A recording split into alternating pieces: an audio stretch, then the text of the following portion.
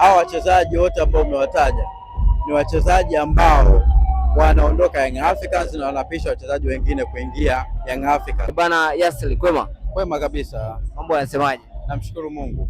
Yes, tukianza kwa upande wa Young African hapa.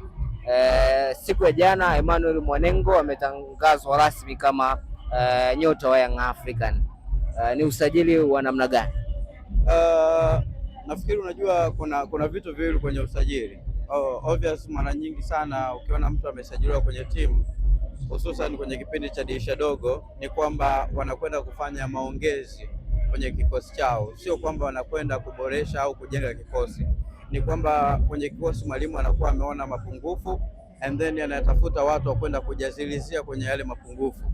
Ukimwangalia mtu kama Emmanuel Mwanengo au Emmanuel Samuel Mwanengo ni miongoni mwa wachezaji wazuri sana ambao kwenye timu aliyotoka alikuwa na kiwango kikubwa sana na amefanya vizuri mpaka muda huu ambao anasajiliwa kwenda Young Africans, lakini inategemeana pia na mwalimu wa Young Africans, kwa sababu siku zote wanasema kwamba usajili ni kamari. Obvious kwamba mchezaji anaweza kwenda kukliki kwenye mfumo akaingia moja kwa moja akaenda kuonesha kile ambacho alipotoka alikuwa anafanya. Yawezekana akapitia pia changamoto ya kuanza kufanya kile ambacho alikuwa anafanya kule and then baadaye akaklik kwenye mfumo, kwa sababu wanasema usajili wa wachezaji mwanzoni anaweza akaingia moja kwa moja kwenye mfumo ama akachelewa kidogo kuingia kwenye mfumo. Inawezekana kutokana labda na eneo ambalo anaenda kucheza, kwa sababu ukiangalia Young Africans kwenye eneo la viungo wamejaa, wana wachezaji wengi wazuri sana kwenye maeneo yale. Sasa bwana mdogo kama huyu anakwenda kuanza kukutana na pressure kubwa sana kwenye timu ambayo anakwenda kucheza. Kwa hiyo sasa inategemeana mwalimu Goncalves, kama ni chaguo la mwalimu naweza nikasema moja kwa moja kwamba ni usajili ambao ni muhimu sana kwenye timu, lakini kama ni usajili ambao umetokana na viongozi, it means kwamba mwalimu ana kazi ya kuingia kwenye mfumo wa viongozi. Itakuwa ni shughuli kubwa sana, kwa sababu mwalimu anatakiwa aingie kwenye mfumo wa viongozi na sio kwenye falsafa ambazo yeye anaamini. Lakini mara nyingi sana vilabu vyetu vimekuwa vinafanya usajili wa kukurupuka. Obviously utaangalia, tukianza kuangalia maingizo ambayo yamepatikana kwenye timu hizi mbili, kwa mfano kama Young Africans, utaangalia kwa hususan kwa sasa hivi ni wachezaji wengi ambao wameshindwa kukliki kwenye mfumo ambao mwalimu alikuwa anahitaji, na ndio maana mwalimu wao wameanza kuomba hata wachezaji wengine waanze kufanya nini, waanze kuletwa kwenye timu, kwa sababu wale waliokuwepo anaona kabisa sio sehemu za ile sehemu ambayo anahitaji yeye kufanya kazi kile ambacho anakihitaji. Kwa hiyo nafikiri kuna namna moja ama nyingine mwalimu wa Young Africans anapaswa kuangalia kwenye usajili ambao umefanywa. Je, ni ingizo lake yeye kama mwalimu? Mimi naweza nikasema ni credit kwa mwalimu, lakini ikiwa ni ingizo ambalo limeshawishiwa na viongozi, it means kwamba tutaendelea kuona wachezaji wanasajiliwa kwenye timu kubwa, wanaenda kurundikana, wanakula hela and then hatuwezi kupata clear performance ya wachezaji ambao wanaweza kutumika kwenye timu ya taifa kama ambavyo tunatamani kuona hapo baadaye. Umemtazama Mwanengo akiwa Tabora United na baadaye umemtazama Mwanengo akiwa TRA United. Ni mchezaji wa namna gani na anaenda vipi kuisaidia Young African? Kwa kile ambacho nimekiona kwake ni mchezaji ambaye ana energy ya kutosha, composure, ni mchezaji ambaye mwepesi kukimbia kutoka kwenye eneo moja kwenda jingine, lakini pia ni mchezaji ambaye anacheza kwenye eneo la kiungo ila anafunga. Yaani mchezaji ambaye akipata nafasi hususan kwenye maeneo yale ambayo anakuwa anacheza ya kule kwenye winga namba 7 au kushoto 11 and then au katikati pale, hata second striker unaweza kumchezesha na akacheza vizuri kabisa. Kwa hiyo kwa kile kipindi ambacho Young Africans wametoka kutoka kwenye msukosuko wa Prince Dube kuwa bado hajakaa kwenye performance, lakini pia majeraha ya Clement Mzize, unaona kabisa kama atakwenda kuingia kwenye mfumo ni mchezaji ambaye atawasaidia sana, kwa sababu ana uwezo mkubwa sana wa kufunga, lakini pia ana uwezo wa kutengeneza nafasi. And then kitu kingine ambacho amebarikiwa huko alipotoka alikuwa kiongozi. Kwa hiyo Young Africans inaongeza namba ya wachezaji ambao wengi wakiwa uwanjani wanakuwa viongozi. Kwa hiyo it means kwamba kama alishawahi kuwa kiongozi alipotoka, ina maana kwamba hana pressure ya kule ambako anakwenda hata kama ni timu kubwa. Kwa hiyo ana uwezo wa kwenda kucheza na kuwasaidia kwenye kila ambacho wanaamini watakipata kutoka kwake. Kwa hiyo mimi na believe kwamba kama atapata nafasi ya kucheza mara kwa mara, ataonesha juhudi kwenye uwanja wa mazoezi na kumconvince mwalimu namna gani ambavyo anaweza kuingia kwenye mfumo wake, na muona kabisa ni mchezaji ambaye atawasaidia sana na atacheza sana Yanga. Yeah. Tumekuwa tukishuhudia kwamba maingizo mengi ya vijana wadogo yamekuwa yafanyi vizuri katika hizi klabu mbili, Young African pamoja na Simba. Emmanuel Mwanengo ana miaka 22, pengine anaweza akaingia moja kwa moja katika kikosi na kupata namba, kwa sababu tumeshuhudia usajili kama wa Casemiro, mchezaji mzuri sana, lakini mpaka sasa hivi tunazungumza hajaweza kupata nafasi.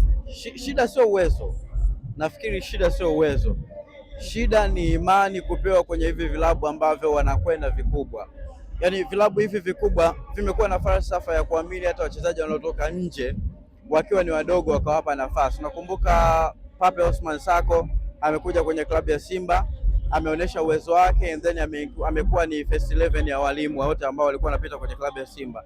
Kwa hiyo nafikiri ni utamaduni tu ambao mbovu tulikuwa tumejiwekea wa kuamini kwamba wachezaji wetu wadogo hawezi kuwa first 11 kwenye hizi timu kubwa. Ni uongo. Mimi ninachoamini kwamba mwalimu akiamini huyu mchezaji kuna kitu ndani yake na anaweza kuingia kwenye mfumo wake akampa nafasi muda wote wa kucheza, it means kwamba yule mchezaji ndio kila siku anakuwa grow up, lakini pia anaendelea kuimprove kutoka sehemu moja kwenda sehemu nyingine. Tunapowachukua wachezaji wadogo kwenye hivi vilabu vingine and then kuwapeleka kwenye hizi timu kubwa, kama hawapati nafasi za kucheza, it means kwamba hakuna ambacho tunatengeneza zaidi ya kwenda kuharibu career zao, kwa sababu unapoamini kule alipotoka anafanya vizuri, why not kutiku timu kubwa ambako umemchukua usimpe nafasi na ukaona anafanya kile ambacho unatamani kutoka kwake. Kwa hiyo mimi naamini kwamba kama wanapewa nafasi ya wachezaji ambao wanasajiliwa ni wadogo kutoka huko ambako wanatoka kwenda kwenye vilabu vikubwa, wana uwezo wa kuonesha kile ambacho wanacho na wana uwezo wa kuingia kwenye first 11 za walimu wote ambao watakuwa kwenye vilabu, lakini tu ni imani. Kama imani watapewa, naamini kabisa watafanya vizuri, kwa sababu unamwangalia mtu kama David Kameta Duchu amekuwa pale ambako anatumainiwa na mwalimu kuingia kwenye kikosi, anafanya vizuri, lakini hauoni kupewa consistency ya mara kwa mara kucheza. Mwangalie mtu kama Israel Mwenda, alikuwepo Simba, amefanya vizuri, lakini akaonekana kwamba hatoshi. Kwa sababu gani? Kwa sababu hakupewa imani ya kutosha. Huyu tunamzungumzia Israel Mwenda, amecheza michezo ya kimataifa na alikuwa na perform well kwenye klabu ya Simba.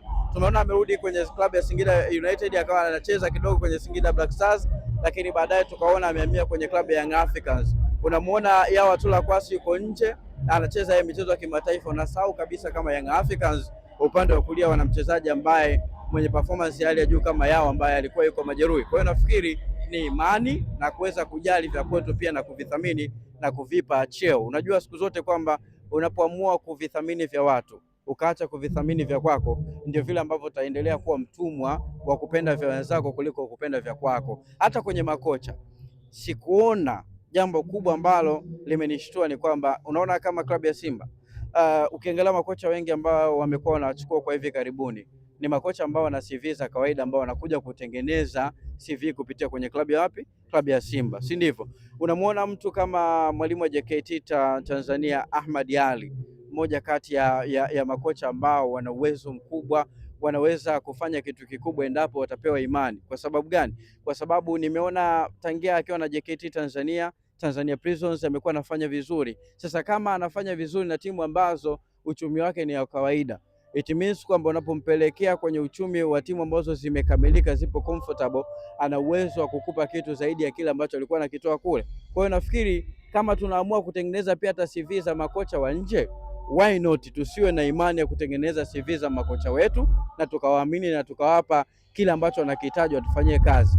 Shida ni moja ya Tanzania, kocha wa kigeni akija anapewa 100% ya kila kitu ambacho anakitaka, ila akiwa kocha mzawa anapewa 50%. Ina maana kwamba 50 nzima percentage hapati. Kwa hiyo ina maana kwamba unamwambia kocha, kwa mfano just imagine alikuja mtu kama Benchik kwenye klabu ya Simba. Nakumbuka story yake ilikuwa ni ya kuchekesha sana, kwa sababu kocha Benchik anataka wachezaji wenye profile kubwa kwa ajili ya kukupa kile ambacho unakitaka. Makubaliano ya Simba na Benchik ni kwamba awape klabu bingwa au shirikisho, si ndivyo? Benchik akamwambia kama mnahitaji vitu kama hivi, it means kwamba mnipe wachezaji ambao na mimi nawataka. Alianza kutaka mchezaji tu mmoja kutoka kwenye klabu ambayo alikuwa anaifundisha zamani MC Alger, ili aje ajiunge kwenye klabu ya Simba, lakini ilikuwa ni shida. Anapewa chaguo la tatu badala ya chaguo la kwanza ambalo alikuwa analitaka yeye. It means kwamba kama tunaamua kuwekeza pia kwa makocha wa nyumbani na kuwapa imani kama vile ambavyo nimezungumzia kwa wachezaji wa nyumbani, mimi naamini kabisa ndani ya miaka mitatu tutakuwa na makocha professional wengi ambao pia watakuwa wanahitajika kwenda kufundisha soka nje ya Tanzania, lakini pia tutakuwa na players wengi ambao wanaweza kutoka nje ya Tanzania na kwenda kuipeperusha vizuri bendera ya Tanzania. Kwa maana hiyo usajili wa Emmanuel Mwanengo kwa Yanga wamelamba dume. Yes, kwa mimi kwa vile ambavyo nimemuona na the way ambavyo alipokuwa ni mchezaji mzuri, sina shaka na uwezo wake. Shaka nilokuwa nalo ni sehemu ambako anakwenda. Je, atapata imani ya kucheza mara kwa mara na kuonesha uwezo aliokuwa nao? Sawa, tutoke kwa Emmanuel Mwanengo. Kipindi Emmanuel Mwanengo anaingia Yanga pale, majina matatu yanatajwa: Mohamed Dumbia, Yasin Kouma na Celestine Yekua pamoja na Bala Conte, kwamba katika dirisha hili huenda wakatolewa kwa mkopo ili waweze kupata game time ya kutosha, then baadaye kama watafanya vizuri wanaweza wakarejea Young African. Tuanzie hapo. Hii inaonyesha kwamba Yanga wamefeli katika usajili wao ambao wameufanya msimu huu. Ngoja kwanza nikwambie kitu. Sio inasemekana hao wachezaji wote ambao umewataja ni wachezaji ambao wanaondoka Young Africans na wanapisha wachezaji wengine kuingia Young Africans. Wanaondoka mazimu? Hapana. Mohamed Dumbia na Musa Bala Conte muda wote kuanzia sasa hivi ambao tunazungumza mimi na wewe watatajwa, wanaelekea pale kwenye klabu ya Singida Black Stars ambayo iko visiwani Zanzibar kwenye mashindano ya Mapinduzi Cup. Na pia nikwambie tu kingine, kuna wachezaji pia wawili wa Singida wako njiani kuelekea Young Africans muda wote kuanzia sasa. Wapi hao? Ni Mohamed Damaro ambaye ni deeply defensive midfielder, kiungo wa chini, anahusishwa moja kwa moja na hivi mpaka unaongea na wewe sasa hivi ni kila kitu kimekamilika, ni Young Africans kumtangaza tu kama ni mchezaji wao. Lakini pia namzungumzia Maruf Chakei. Jana usiku imepigwa simu kutoka makao makuu ya Young Africans kwa mchezaji mwenyewe, and then wameongea naye kwenye kila kitu 100% kwamba kila kitu ambacho wamekubaliana Young